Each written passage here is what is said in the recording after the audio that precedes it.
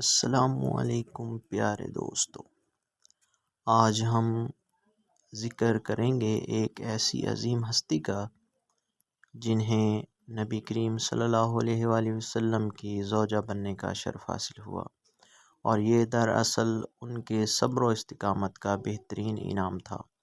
جی ہاں، ہم بات کر رہے ہیں حضرت ام سلمہ رضی اللہ تعالی عنہا کی۔ حضرت ام سلمہ رضی اللہ تعالیٰ عنہ، شوہر کا نام ہے ابو سلمہ، بیٹے کا نام ہے سلمہ۔ کہتی ہیں میں، میرا شوہر، میرا بیٹا، تینوں، چھوٹا بیٹا میرا، ہم نکلے مکہ مکرمہ سے مدینہ طیبہ جانے کے لیے۔ ایک کی بیٹا ہے، خاندان جمع ہے، شوہر کی گود میں بیٹا، اونٹ کے پیچھے میں۔ فرماتی ہیں مدینے کی سرحد آ گئی تو میرے میکے والے آ گئے، کہنے لگے ابو سلمہ نہیں لے جانے دیں گے مدینے اپنی بیٹی کو۔ میں نے کہا میں مسلمان ہوں، میں تو اپنے شوہر کے ساتھ مدینے جاؤں گی۔ انہوں نے کہا نہیں جا سکتے، تو نے جانا ہے تو جا، ہماری بیٹی نہیں جائے گی۔ زبردستی مجھ سے انہوں نے مجھے میرے شوہر سے الگ کیا۔ کہتی ہیں پھر میرے شوہر کے قبیلے والے آ گئے، وہ کہنے لگے اگر تم اپنی بیٹی کو نہیں نہ جانے دیتے تو یہ جو ہمارا پوتا ہے یہ ہماری نسل ہے، تمہارا نہیں، اسے ہم نہیں جانے دیں گے۔ وہ بچہ اپنی طرف کھینچتے تھے، میں اپنی طرف کھینچتی تھی، مدینے کی سرحد پہ۔ یہ جھگڑا زمین کے لیے نہیں ہو رہا، مکان کے لیے نہیں ہو رہا، حضور کے مدینے جانے کے لیے ہو رہا، حضور کے مدینے جانے کے لیے ہو رہا، مدینے جانے کے لیے ہو رہا۔ لنگ کئی مہینے تے برس گئے تے تیری دید نو دیدے ہی ترس گئے۔ انہوں نے بچہ کھینچا، میں نے اپنی طرف کھینچا، میرے بچے کا بازو اتر گیا۔ فرماتی ہیں میرے شوہر مدینے چلے گئے، بیٹا میرا میرے سسرال والے لے گئے، مجھے میکے والے لے گئے۔ آج بھی کچھ سیانے بندے کہتے ہیں اس کو نکال دو اور بچے چھین لو۔ ان کا بھی خیال تھا کہ بیٹا لے جائیں گے نا تو ابو سلمہ بھی مدینے سے واپس آ جائے گا، یہ بھی واپس آ جائے گی۔ او یار، اتنا بڑا بھی ظالم کوئی نہیں ہوگا جو ماں باپ سے بچے جدا کرے۔ فرماتی ہیں کہ وہ لے گئے چھین کے، میں میکے چلی گئی۔ لوگ روٹی کھاتے تھے، میرے حلق سے نہیں گزرتی تھی۔ زمانہ سویا کرتا تھا، میں سو نہیں پاتی تھی۔ بیٹا کہاں، شوہر کہاں، میں کہاں۔ ام سلمہ کتنی دیر تکلیف کاٹی؟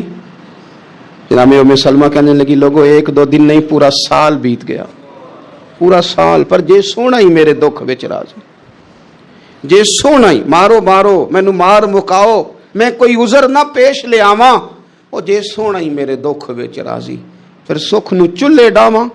فرمایا سال بیت گیا، لوگ صبح اٹھ کے کام کاج پہ لگ جاتے، کپڑے بدلتے، ڈیوٹیاں کرتے، اور میں سویرے اٹھ کے اس جگہ آ جاتی جہاں میرا شوہر اور میرا بیٹا بچھڑا تھا۔ میں سارا دن روتی، آہوزاری کرتی، حضور کے مدینے کی طرف منہ کر کے میں تڑپتی۔ سال بیت گیا، سال، ایک ہفتہ نہیں نکلتا بچوں کے بغیر۔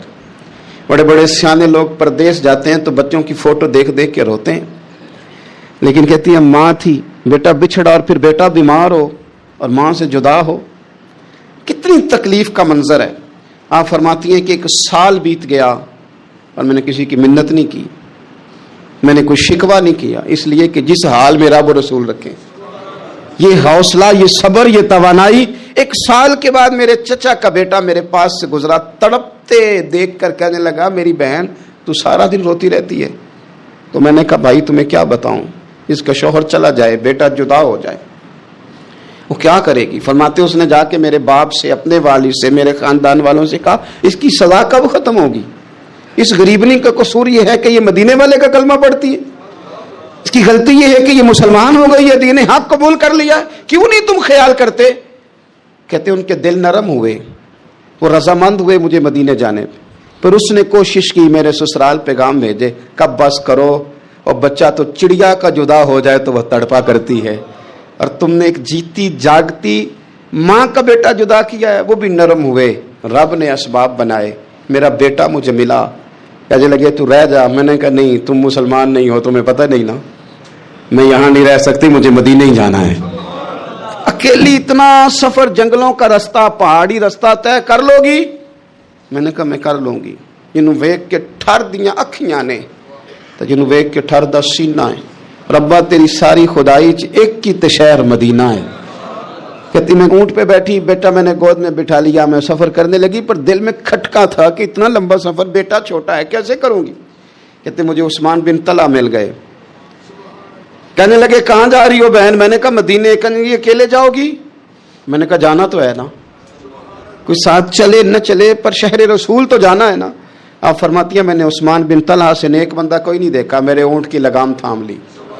جب مجھے اونٹ پہ بٹھاتے تھے نا، اونٹ بٹھا کے چلے جاتے تھے، میں بیٹھ جاتی تھی تو آ کے لگام تھامتے تھے۔ جب کہیں مجھے اتارتے تھے تو اونٹ بٹھا کے چلے جاتے تھے، میں اتر جاتی تھی تو اونٹ کو باندھتے تھے۔ سونا ہوتا تھا تو اونٹ بٹھا دیتے، میں اتر جاتی، وہ دور جا کے لیٹ جاتے۔ فرماتی تھی پھر میرے لیے میرے رب نے اسباب پیدا کیے اور میں مدینہ پہنچی، میں شوہر سے ملی، اور لوگوں میرے نصیب دیکھو، میں رہنے کہاں لگی؟ حضور کے مدینے میں، شہر رسول میں، شہر رہ پائے نظر ہوش میں آ، یہ کوے نبی ہے۔ میں حضور کے حرم کی زمین اور قدم رکھ کے چلنا، ارے سر کا موقع ہے او جانے والے، مدینے کے خطے خدا تجھ کو رکھے، غریبوں فقیروں کے ٹھہرانے والے۔ کہتی ہے میں وہاں بسنے لگی۔ آپ فرماتی ہیں مسلمانوں، شاید مجھ سے زیادہ تکلیف کسی نے نہ سہی ہو، پر دیکھو 1 سال پورا میں تکلیف میں رہی، اور جب میرا صبر سال کو پہنچا، صبر کی عمر 1 سال ہوئی، تو پھر رب نے بندوبست کیا، پھر میرے گھر والے بھی نرم ہو گئے، سسرال والے بھی نرم ہو گئے، رب نے میرے آنے جانے کے لیے ایک بندے کا بندوبست بھی فرما دیا، پھر میرا شوہر تک بھی میں پہنچ گئی، مجھے مدینہ الرسول بھی نصیب ہوا۔ 1 سال میں نے صبر کیا تھا، رب نے مجھے مستقل مدینے کا ٹھکانہ عطا فرما دیا۔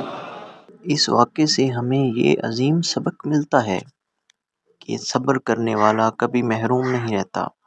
حضرت ام سلمہ رضی اللہ تعالی عنہا نے دکھ، جدائی اور آزمائشوں میں بھی اللہ پر بھروسہ رکھا، اور اللہ نے انہیں دنیا و آخرت میں عزت عطا فرمائی۔